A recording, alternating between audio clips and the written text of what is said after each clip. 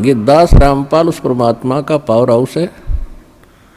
शक्ति कबीर परमात्मा की आ रही है, और जो इस दास से कनेक्शन लेगा, उपदेश लेगा, उसको वो सर्व लाभ प्राप्त होंगे जो भगवान के गुणों में हम पढ़ते सुनते आए हैं। यदि मर्यादा में रहोगे, सच्चे दिल से भक्ति करोगे, तो आजीवन लाभ मिलेगा। आप सुखी होगे, आपके परिवार सुखी होगा, 101 पीढ़ी पार होगी आपकी। लिख लेना वैसे कितने कोने में।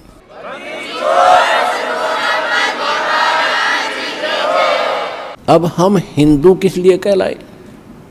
परमात्मा की भक्ति के लिए हमने न्यारा नाम रखना पड़ा हिंदू।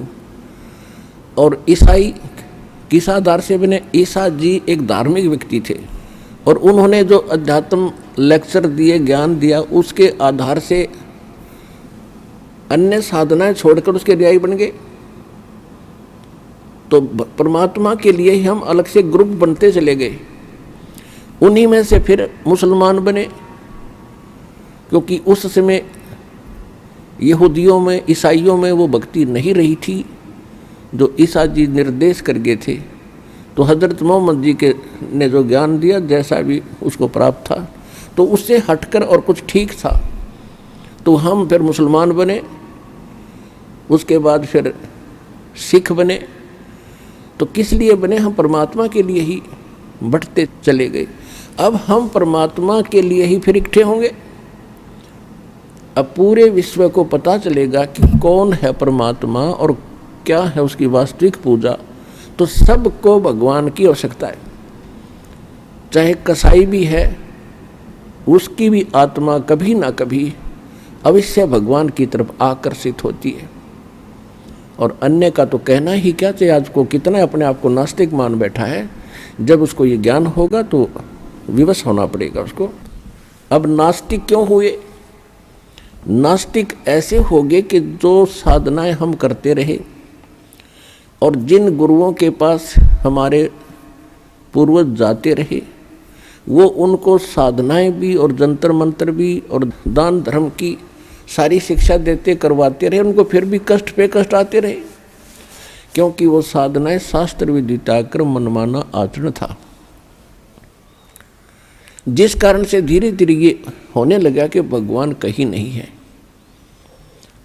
क्योंकि भगवान से मिलने वाली राहत हमें विधि मिली है कोई नहीं। अब जैसे बिजली के गुणों में लिखा है कि पंखे चलाती है, पानी निकाल देती है, अंधेरे को उजाले में बदल देती है, और जिस किसी ने कनेक्शन गलत ले रखा हो, किसी नकली है, फिटिंग भी करवा रखी है, सभी पंखे और ट्यूब भी लगा रखी है, और कनेक्शन दे रखा है वो पीछे कनेक्टेड नहीं है, जिससे वो पावर हाउस मान के जहाँ से कनेक्शन ले रखा है उसका आगे कनेक्शन नहीं है, वो नकली पावर हाउस है। उससे कनेक्शन लेकर के वो गुण प्राप्त नहीं किए जा सकते जो बिजली के अंदर हैं। तो जिस कारण से सब ने अपनी फिटिंग फैटिंग पाड़ दी। अब कोई फायदा नहीं है, सब बकवास है। तो बिजली के गुण तो उस दिन भी वही थे, आज भी वही है, और इसी प्रकार परमात्मा के गुण पहले भी वही थे, आज भी वही हैं। ये जितने भी संत वर्तमान के हैं, इनके पास वो कनेक्शन नहीं है, उस परमात्मा से कनेक्टेड नहीं है, उस परमात्मा की पावर उनके पास नहीं है।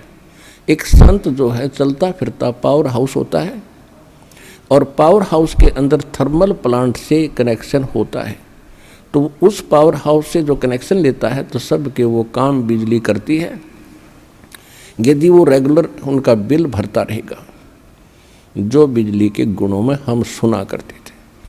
ठीक इसी प्रकार ये जितने भी वर्तमान में संत थे, आज वो कितने महिमा वाले आपने दिखते हो, और चाहे उनके भले करोड़ों उनके शिष्य हों, वो शिष्य क्या, शिष्य तो उनको देवता मानकर बैठ गए आंख बंद करके। उनको खुद मालूम नहीं तुम कर क्या रहे हो। तो उनके पास वो कनेक्शन नहीं है थर्मल प्लांट से, यानी पूर्ण परमात्मा से। जिस कारण से सभी वो साधना भी करते दिखते हैं पर लाभ कति नहीं। आप यहाँ भक्तों का अनुभव सुनते हो, वो रोते हैं कि 30 वर्ष खो दिए राधा स्वामी में, कोई कहता 20 वर्ष खो दिए निरंकारी में, कोई कहता 25 वर्ष खो दिए धन धन सतगुरु में। सब कुछ लुट पिट गया। अब अकल ठिकाना आई उनकी, फिर योग ज्ञान सुना, और फिर यहाँ आने के बाद उनको क्या क्या लाभ हो रहे हैं। वहाँ कनेक्शन नहीं था, यहाँ उस थर्मल प्लांट से उस पूर्ण परमात्मा से इस दास के पास कनेक्शन है। चलता फिरता पावरा उसे संत रामपाल।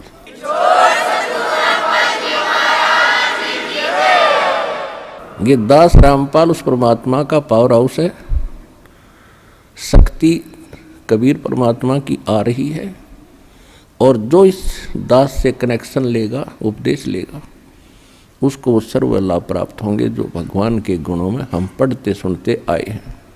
यदि मर्यादा में रहोगे, सच्चे दिल से भक्ति करोगे, तो आजीवन लाभ मिलेगा। आप सुखी होगे, आपके परिवार सुखी होगा, 101 पीढ़ी पार होगी आपकी। लिख लेना वैसे कितने कोने में।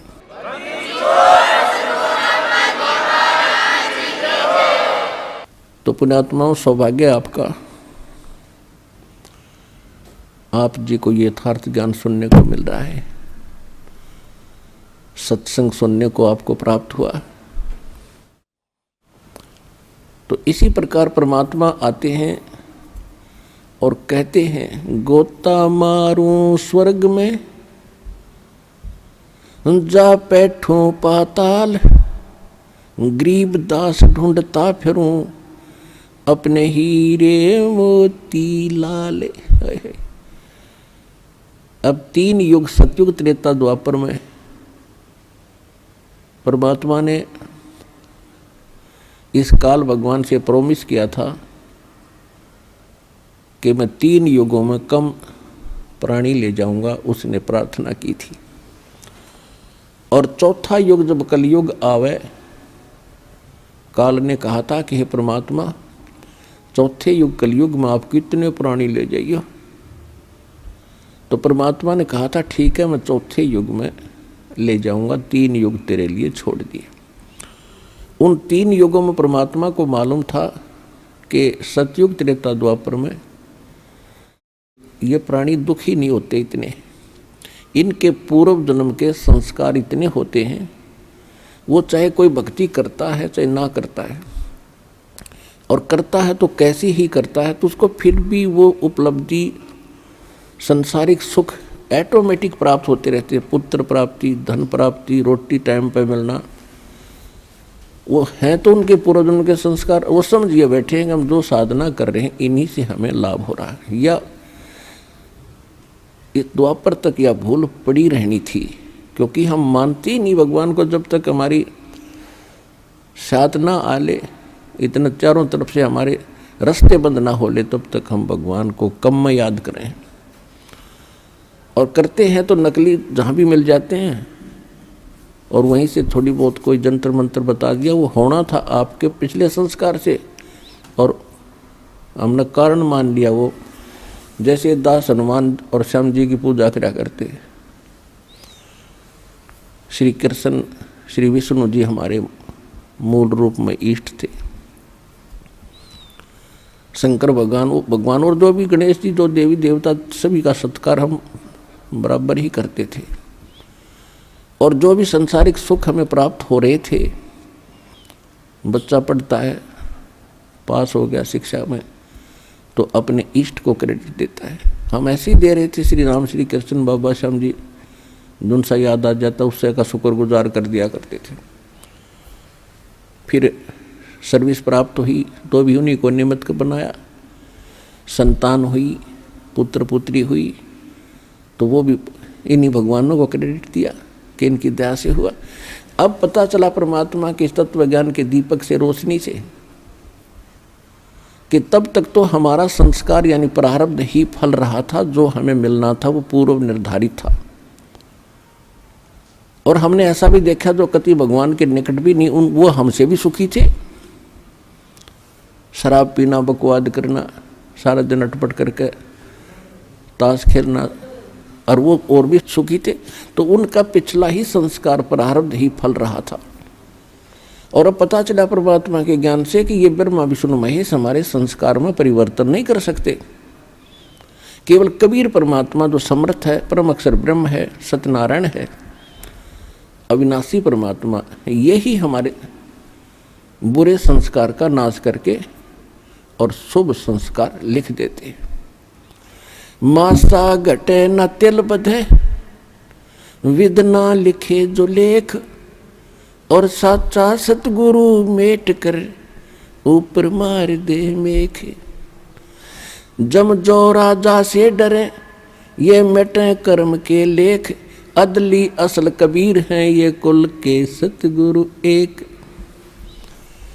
अब गरीबदास साहिब जी ने जो निर्णय करके दिया है कि ये कबीर परमात्मा है जो सबके सतगुरु यानी सच्चा ज्ञान देने वाले। सच्चा ज्ञान भगवान ही दे सकता है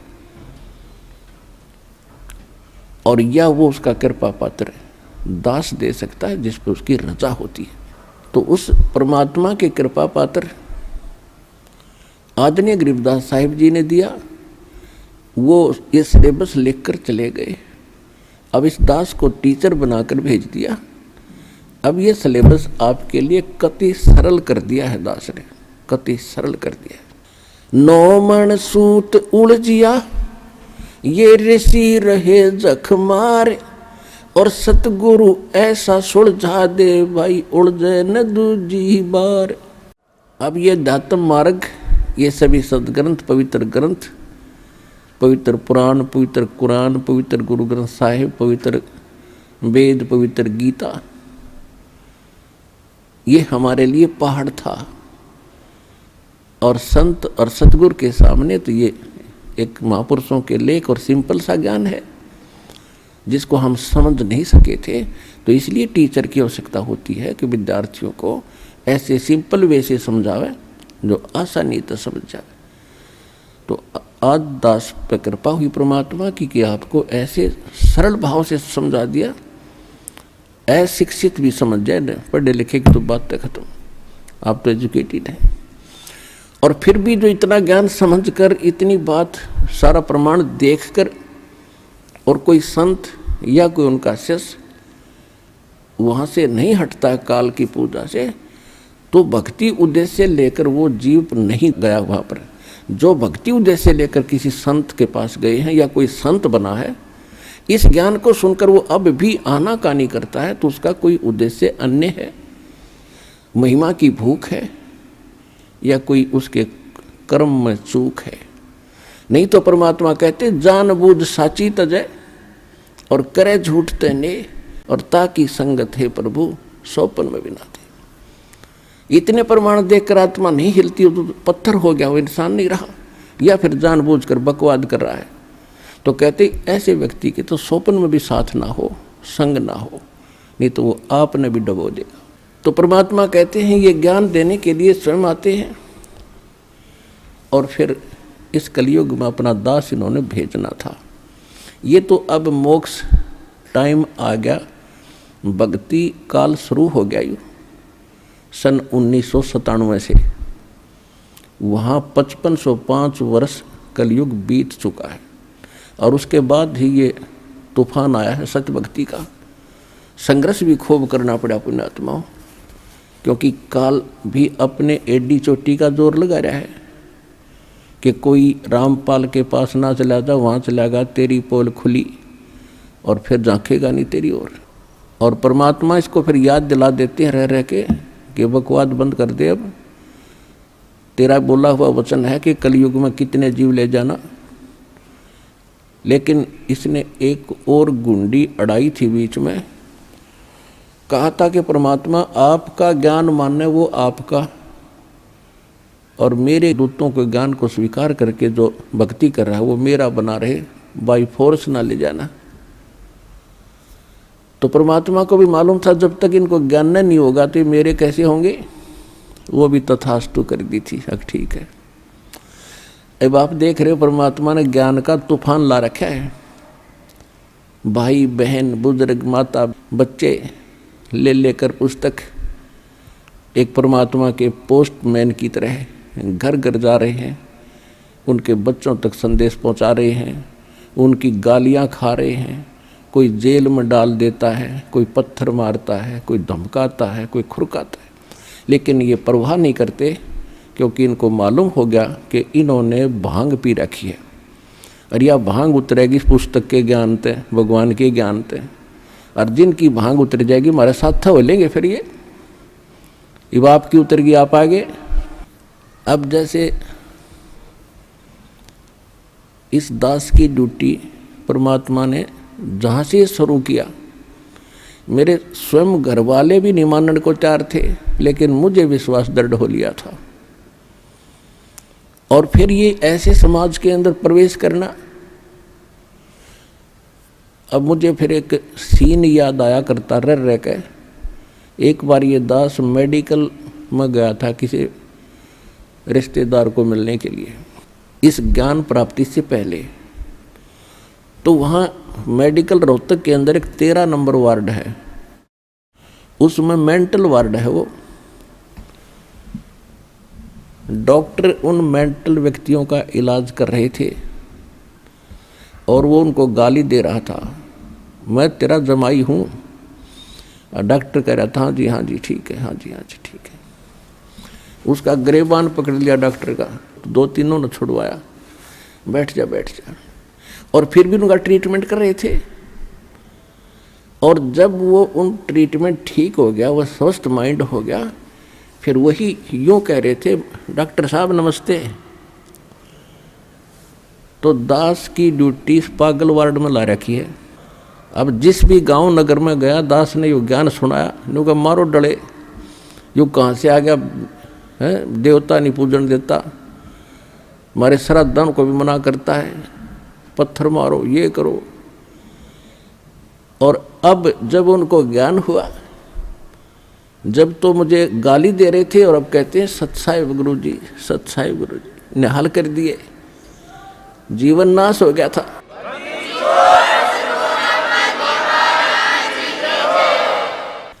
तो परमात्मा ने ये ज्ञान का तूफान उठा दिया। अब ये ऐसा काम करेगा, जहाँ भी कोई सीडी देखता है, डीवीडी, या वैसे एक टीवी चैनल के माध्यम से सत्संग सुनता है, तो अमृत वचन है, झंझोड़ कर रख देगी आत्मा को। कति ये एक सत्संग है, साध का सत्संग है, ये नकलियों का नहीं है। और या कोई पुस्तक पढ़ते हैं, जब पुस्तक पढ़ेगी आत्मा, मन चाहे कितनी बकवाद करो, आत्मा हृदय से मानेगी कि ज्ञान ये है, और अवश्य कहेगी कबीर भगवान है। और चाहे वो कहीं फंसा पड़ा किसी भी ग्रुप में, किसी संत के पास, या किसी पंथ में, या किसी धर्म मजहब में, जब आत्मा सच्चे दिल से मालिक ने अवश्य पुकारेगी, जब इस ज्ञान को सुनेगी कि हे परमात्मा, हे कबीर जी, दया करिए अपने आत्मा पे।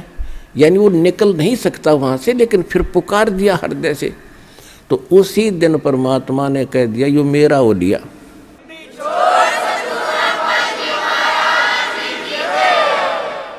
फिर काल को पकड़ कर बाजू से दूर कर देता, दूर हो जाए, यो मेरा हो गया, अब मेरे ज्ञान को स्वीकार कर लिया। बेशक वो कितने दिन फिर वहाँ रहे, आएगा एक दिन, मालिक लाओगा, कुछ भी कारण बनावे।